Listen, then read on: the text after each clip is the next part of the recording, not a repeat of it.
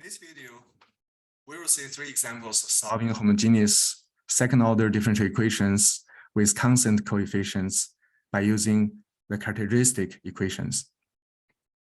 Example 1. For this initial value problem, we first of all need to get its characteristic. We understand we will just turn every derivative term to a corresponding degree term, right? So you can see the second order derivative becomes second degree, first order, first degree, zeroth order, zeroth degree. So that we're going to end up with a quadratic equation. And for this equation, we can use quadratic formula or factorization or some other approaches. For example, here, I just factor it. And easily, you can get the solutions will be -5 and 1. And corresponding to these two solutions, we're going to get two fundamental solutions. So y1 is going to be e to the r1t, which is e to the -5t. And y2 is going to be e to the r2t, which is e to the t. And then we understand the general solution is going to be a linear combination of the y1 and the y2.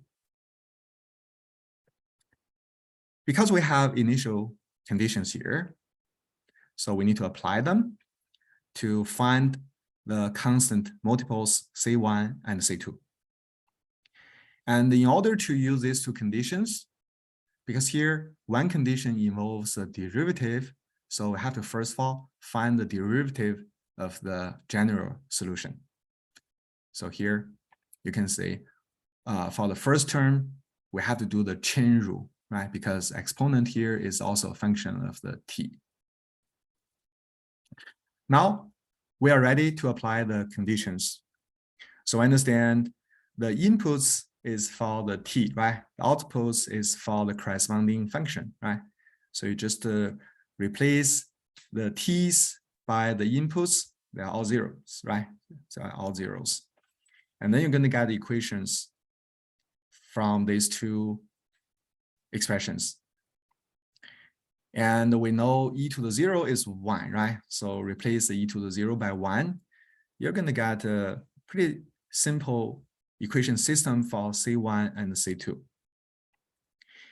And for this system, you can do either elimination, substitution, or matrices, theories, you can use anything to solve it, right? For example, for this system, we can probably eliminate the C2 by using the first equation minus the second equation, okay?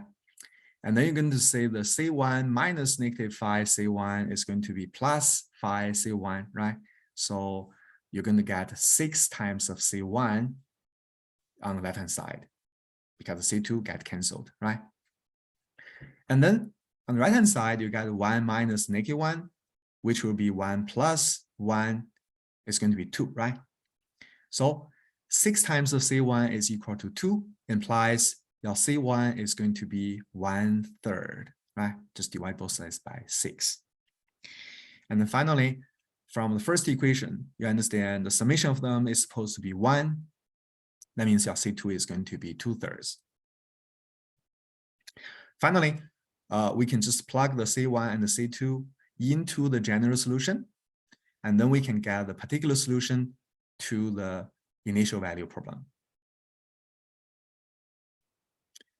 Example 2. Now let's consider this initial value problem. And the characteristic for this guy is going to be 6 times of R2 plus R minus 2. So once again, you're going to change the derivatives to the corresponding degrees.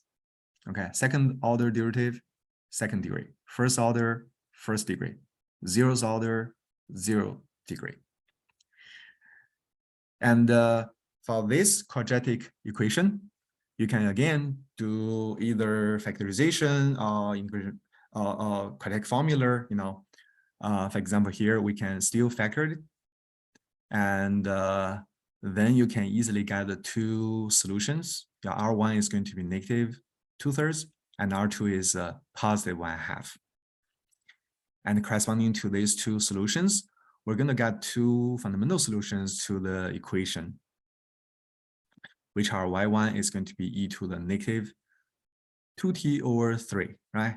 And y2 is going to be e to the t over 2. And then we know the general solution is going to be a linear combination of the y1 and the y2. Okay, because this is an initial value problem, so we have to apply the conditions here to decide the C1 and the C2. And once again, in the initial conditions, we get the derivative of the y involved. So you have to find the derivative of the general solution. So we did it over here, right? You can tell for both terms, we have to do the chain rule because the exponent here is a function of t, and also this is also a function of t. So you have to do the derivative for the exponents. That's why you get the negative 2/3 here and 1/2 here. Now we are ready to apply the conditions. So once again, the inputs is for the t, and then the values is for your y and y prime. So we will just plug the zeros into the places of t's, and then you can get the two equations. And here, e to the zeros, we understand is 1, right? So you just plug 1 into these places, and then you're going to get C1 plus C2 is 7, and the negative 2/3 of C1 plus half of C2 is going to be 0. Well, although we have some fractions involved, but this system is still quite simple. Once again, you can use either elimination or substitution or metric theory to solve this, right? For example, here we can still try to do, for example, elimination, okay? To get rid of the C2, I can first of all multiply my second equation by 2 so that I get a negative 4/3 of C1 plus 1 times of C2 is equal to 0. And now I can use the first equation, subtract the new equation we just obtained, okay? So you can see the C2 and the 1 times of C2 here is going to get canceled, right? And for C1, you will say you have 1 times of C1 minus, because you multiply this one by 2, so you're going to get a minus negative 4/3 of C1, right? So 1 minus negative 4/3 is 1 plus 4/3, which is 7/3, right? So you're going to get 7/3 of C1 is equal to the other side is 7. That simply means your C1 is going to be 3. And then from the first equation, easily we can get our C2 is going to be 4. Finally, we can just plug these two numbers into the general solution, and we can get the particular solution to the initial value problem. Example 3. Well, we got a similar problem, and we want to get this characteristic. So once again, we change the derivatives into the corresponding powers. Second order derivative, second degree. First order, first degree. Zeroth order and zeroth degree. Well, for this quadratic equation, if you try to factor it, unfortunately, you cannot really do it in the rational number set, okay? So then we just try the quadratic formula. Well, we just plug the coefficients into the corresponding places. And easily you will get, you can see here, the opposite of the coefficient for the first degree term is going to be 2, right? And then you're going to have the b squared minus 4 times of a and c, right? So you're going to get this is 4, minus minus is plus, and here you got a 4. So that's why you got square root of 8, right? And square root of 8 can be simplified as twice of square root of 2. And now you got this divided by 2 will give us just 1 plus or minus square root of 2, right?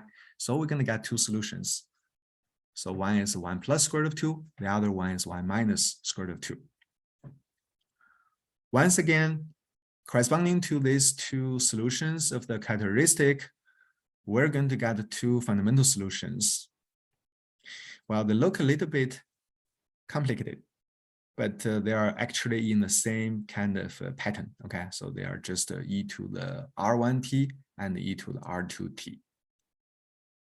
And then we can get the general solution as linear combinations of y1 and y2, right? The c1 and c2 can be any real numbers. Okay, now we need to apply the initial conditions to determine the c1 and the c2. And once again, because we have derivative involved in the initial condition, we have to do derivative of the general solution, right? So here we're going to use the chain rule again, because exponents, they are functions of t. So you do the chain rule, you're going to get exponential functions, derivatives going to be still itself, right? And then the exponents derivative will give you these two coefficients. Okay, now we can just apply the two initial conditions. And we know the inputs are still zeros, right? So we're going to put them into the places of t's. So then you know the very lengthy expressions of the exponents will just become zeros, right? You can see here, they're all zeros. So this equation is going to be c1 plus c2 is going to be 1. The first one is pretty simple, right? But the second equation, because of the coefficients here, is pretty lengthy, right? It looks kind of very kind of tricky, right? But actually it's okay. We can still use the standard approach to solve it. For example, here I showed you, for example, if I want to eliminate my c1, I will simply multiply the first equation by the coefficient 1 plus square root of 2. So that you can see this will be the result, right? Everybody multiplied by 1 plus square root of 2. And then we can just use the result minus equation 2 here. Okay, we put the equation 2 here. So that you can see the c1 term and c1 term, they will get canceled, right? And for the c2 terms, you're going to say the 1 minus 1 will get canceled. And then you got square root of 2 minus negative square root of 2. That will be twice of square root of 2. We got this many c2, right? And for the other side, you're going to get 1 minus 2 is negative 1, and then plus square root of 2. So now we can just divide both sides by the coefficients twice of square root of 2 to isolate your c2, right? And then because we need to usually rationalize the denominator, so we're going to multiply a square root of 2 to the top and bottom, so that we're going to get a 4 in the denominator, right? And in the numerator, you're going to say that square root of 2 times square root of 2 will give you a 2, right? And the square root of 2 times negative 1 will give you a minus square root of 2, right? So that will be our C2. And easily from the equation of C1, you understand C1 plus C2 is going to be 1, right? So from this equation of C1 and C2, you can get your C1 is 1 minus C2, right? So easily you can get your C1 is going to be 2 plus square root of 2 over 4. Okay, so basically C1 and C2, they are conjugates. Finally, we can simply plug the two constants into the general solution, and then we can get the particular solution to the initial value problem.